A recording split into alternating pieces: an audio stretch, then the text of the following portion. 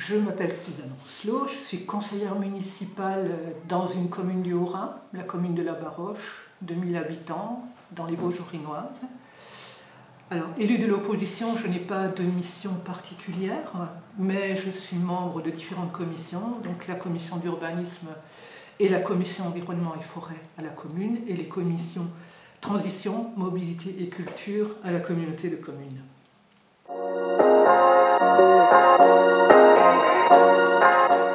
Alors moi je suis militante antinucléaire depuis des décennies et j'ai donc assisté à la naissance du Parti des Verts. J'ai en quelque sorte participé à beaucoup d'actions des Verts sans adhérer dans un premier temps et je me suis décidée seulement lorsque les Verts ont fusionné avec Europe Écologie parce qu'il m'a semblé que ça donnait une nouvelle dynamique au parti.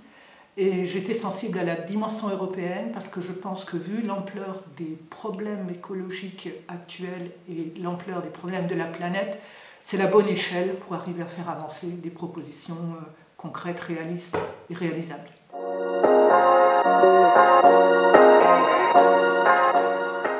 Alors au conseil municipal, je m'attache essentiellement à sensibiliser mes collègues aux impacts écologiques des décisions à prendre.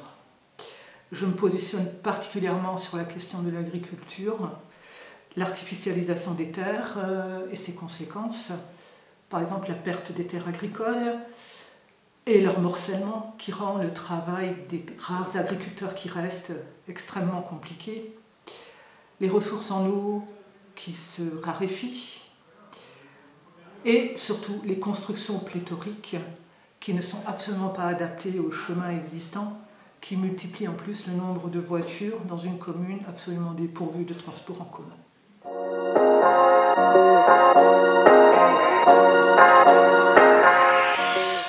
Je souhaite un engagement fort du parti contre la renaissance du nucléaire dont on nous parle actuellement.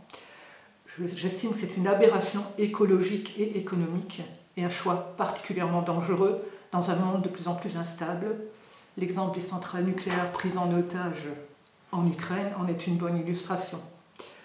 C'est aussi, je trouve, un choix très égoïste et cynique qui laisse aux générations qui nous suivent le soin de gérer les déchets sur des milliers d'années et aussi le démantèlement des centrales ainsi que leurs coûts. Donc j'espère fermement que LV défendra les scénarios pour une énergie 100% renouvelable tels qu'ils ont été élaborés par RTE et par Négawatt. Et je souhaiterais qu'on fasse une grande campagne de communication pour faire connaître dans le grand public ces scénarios qui ne le sont pas assez.